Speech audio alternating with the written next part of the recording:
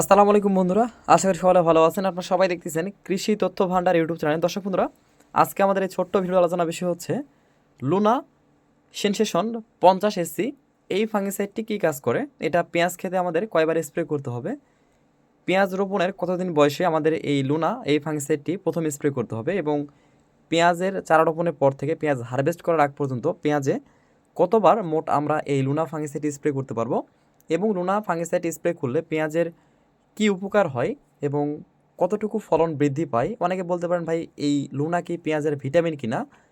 আজকে আপনাদের এই লুনা সম্পর্কে কিছু তথ্য দেওয়ার চেষ্টা করব। যারা এখনও লুনা ফাঙ্গিসাইডটি ব্যবহার করেননি বা যারা করতে চাচ্ছেন বা যারা করেছেন তারা কিন্তু অবশ্যই এই ভিডিওটি অবশ্যই দেখবেন। তো চলুন কন্টিনিউ করি আজকে পুরোপুরি ভিডিওটি। দর্শক বন্ধুরা, লুনা এটি কিন্তু বায়ার কোম্পানির জনপ্রিয় একটি ফাঙ্গিসাইড, যেটি বাংলাদেশ এবং ইন্ডিয়াতে কিন্তু ব্যাপকভাবে পেঁয়াজ এবং রসুনে ব্যবহার করা হয়ে থাকে। এটা কিন্তু মূলত অন্যান্য ফসলে ব্যবহার করা যায়, কিন্তু আজকে কিন্তু আমার আলোচনার বিষয় হচ্ছে শুধুমাত্র পেঁয়াজ নিয়ে।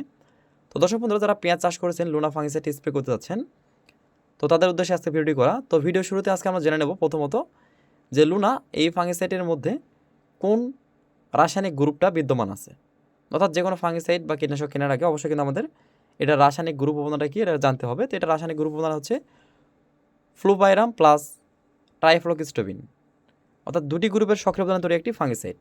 এটি মূলত অন্য কোনো কোম্পানির কোনো ফাঙ্গিসাইডের মধ্যে কিন্তু এই দুটি গ্রুপের কোনো মিল নেই, অর্থাৎ এই দুটি গ্রুপের কোনো ফাঙ্গিসাইড কিন্তু অন্য কোনো কোম্পানি তৈরি করেনি।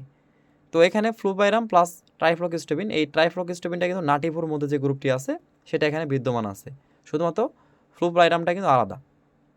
তো এখন যেহেতু আমাদের লুনা এই পেঁয়াজ খেতে নিয়ে আছে আলোচনা, তো দর্শক বন্ধুরা, মূলত পেঁয়াজের যে শক্তিশালী একটি ছত্রাক যে পার্পল ব্লজ বা আগামরা বা আগা শুকিয়ে যাওয়া, মাথা পুড়ে যাওয়া, এই রোগটি আছে। এটা কিন্তু পেঁয়াজের সবচেয়ে ক্ষতিকারক রোগ, যার জন্য কৃষক ভাইরা কিন্তু অনেক কোম্পানির অনেক ধরনের কীটনাশক স্প্রে করে থাকেন। তো এই যে লুনা 50 SP বা SC এই ফাঙ্গিসাইডটি হচ্ছে এই পেঁয়াজের জন্য কিন্তু যে আগামরা আগা শুকিয়ে যাওয়া ছত্রাকগুলো আছে সবগুলোকে দমন করতে একাই সক্ষম। তো দর্শক বন্ধুরা, মূলত এই লুনা ফাঙ্গিসাইডটি আমাদের পেঁয়াজে শুরু থেকে শেষ পর্যন্ত 2 থেকে 3 বার স্প্রে করলে যথেষ্ট। অনেকে বলতে পারেন, ভাই কয়বার স্প্রে করতে হবে? জাস্ট 2 থেকে 3 বার, বেশি না। কারণ একটা ফাঙ্গিসাইড একটা ফসলে আপনি 3 বারে বেশি স্প্রে করবেন না, তাহলে কিন্তু এটার ভালো রেজাল্ট পাবেন না বা ভালো কার্যকারিতা দেখতে পাবেন না। আপনি একবার ব্যবহার করেছেন, পরবর্তীতে আরেকবার করলেন, তারপর আরেকবার করলেন, অর্থাৎ 3 বার করে ওইটা পরিবর্তন করবেন, করে নতুন একটা কোনো ফাঙ্গিসাইড স্প্রে করবেন, তাহলে রেজাল্টটা ভালো পাবেন। অথবা আপনি আজকে লুনা দিয়েছেন, পরবর্তীতে আরেকটা ফাঙ্গিসাইড দিলেন, পরে কন্টিনিউ যে সপ্তাহে স্প্রেগুলো করে থাকেন পরবর্তী স্প্রেতে আবার আপনি লুনা দিলেন, তাহলে কিন্তু হবে। কিন্তু এক নাগাদে 3 বারে বেশি কিন্তু কোনো ফাঙ্গিসাইড, শুধুমাত্র লুনা নয়, কোনো ফাঙ্গিসাইড স্প্রে করবেন না কোনো ফসলে। তো এই লুনা ফাঙ্গিসাইডটি পেঁয়াজে সর্বপ্রথম আমাদের স্প্রে করতে হবে 35 থেকে 40 দিন বয়সে বা 30 থেকে 35 দিনের বয়সের মধ্যে প্রথম স্প্রে করবেন। তার ঠিক মাঝখানে গিয়ে 20 দিন বা 25 দিন পর আরেকবার স্প্রে করবেন।